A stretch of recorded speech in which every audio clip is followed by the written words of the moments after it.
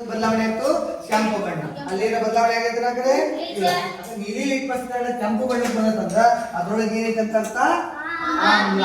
ಇದು ಎ ಗುಂಪು ಸೇರ್ಸೋಣ ಯಾವ ಗುಂಪು ಸೇರ್ಸೋಣ ಬಿ. ನಿಂಬೆ ರಸ ಯಾವ ಗುಂಪಿನೊಳಗೆ ಬರುತ್ತಪ್ಪ ಅಂತಂದ್ರ ಎ ಗುಂಪಿನಲ್ಲಿ ಬರುತ್ತೆ. ಇನ್ನ ಸಾಬೂನು ದ್ರಾವಣ ಇದು ಯಾವ ಇದ್ರೊಳಗಿರುವಂತಹ ವಸ್ತು ಯಾವುದು? ಅದು ಯಾವ ವಸ್ತು ಇದು ಇದ್ರೊಳಗಿರುವುದು? ಏನದು?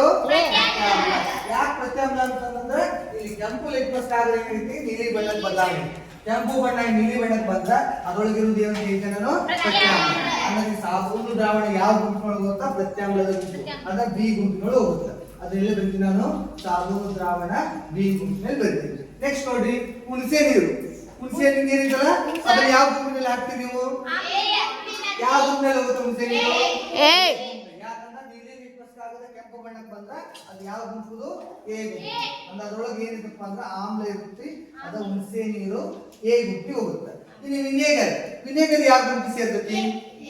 A no B no C no A ಯಾಕಂತಂದ್ರೆ ನೀಲಿ ಲಿಟ್ಮಸ್ ಕಾಗದ ಏನೈತಿ ಕೆಂಪು ಬಣ್ಣಕ್ಕೆ ಬದಲಾವಣೆ ಆಗೈತಂದ್ರೆ ಅದನ್ನ ಯಾವ ಗುಂಪಿ ಸೇರ್ಸೋನು? ಎ ಗುಂಪಿಗೆ ಸೇರ್ಸೋನು ಅಂತ. ಇನ್ನು ಅಡುಗೆ ಸೋಡಾ. ಅಡುಗೆ ಸೋಡಾ ಯಾವ ಗುಂಪಿ ಸೇರ್ತೈತಿ? ಯಾವ ಗುಂಪಿಗೆ? ಬಿ ಗುಂಪು. Very good. ಬಿ ಗುಂಪು ಯಾಕಂದ್ರೆ ಕೆಂಪು ಬಣ್ಣ ಏನಾಗೈತಪ್ಪ ಅಂತಂದ್ರೆ ನೀಲಿ ಬಣ್ಣ ಅದರೊಳಗಿರುವಂತದ್ದು ಪ್ರತ್ಯಾಮ್ಲ ಅಂತ ಗೊತ್ತಾಯ್ತು. ಅದನ್ನ ಯಾವ ಗುಂಪಿ ಸೇರಿಸ್ತೀರಿ ನೀವು?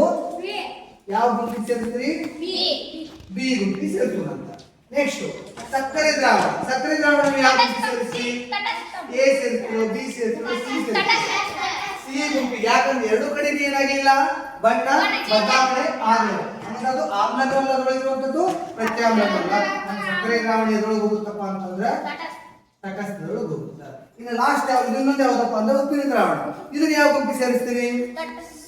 ಉಪ್ಪಿನ ದ್ರಾವಣ ತಟಸ್ಥ. ಯಾಕಂತಂದ್ರೆ ಎರಡು ಕಡೆ ಏನಾಗಿದೆ ಇಲ್ಲಿ ಸಹ ಬದಲಾವಣೆ ಆಗಿಲ್ಲ.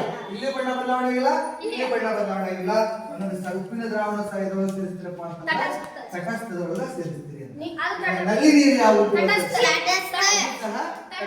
ಯಾಕಂದ್ರೆ ಎರಡು ಕಡೆ ಏನಲ್ಲಿ ಇಲ್ಲಿ ಸಹ ಬಣ್ಣ ಬದಲಾವಣೆ ಆಗಿಲ್ಲ. ಅದೇನು ಬರ್ತಪ್ಪ ಅಂದ್ರೆ ಮೂರನೇ ಗುಂಪು ತಟಸ್ಥ ಗುಂಪು. ಈ ರೀತಿ ನಾವೇನ್ ಮಾಡ್ತೀವಿ ಅಂತಂದ್ರೆ ವಸ್ತುಗಳನ್ನ ವಿಂಗಡಣೆ ಮಾಡ್ತೀವಿ. ನೋಡಿ ಇವೆಲ್ಲ ನೋಡಿ ಇದರಿಂದ ಗೊತ್ತಾಗ್ತದೆ ಆಮ್ಲ ಇರೋದು ಪ್ರತ್ಯಾಮ್ಲ ಇರೋದು ಗೊತ್ತಾಯ್ತಲ್ಲ. ಆಮ್ಲ ಮತ್ತು ಪ್ರತ್ಯಾಮ್ಲ ಅದನ್ನು ಕಲಿಯಕ್ಕೆ ನಾವು ಬಳಸುವಂತ ಸೂಚಕ ಯಾವ್ದು ಬಳಸಿದ್ವಿಲ್ಲ ನಾವು?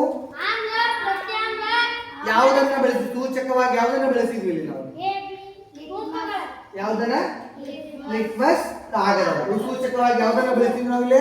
ಲಿಟ್ಮಸ್ ಕಾಗದ. ಯಾವುದನ್ನ ಬಳಸಿದ್ವಿ?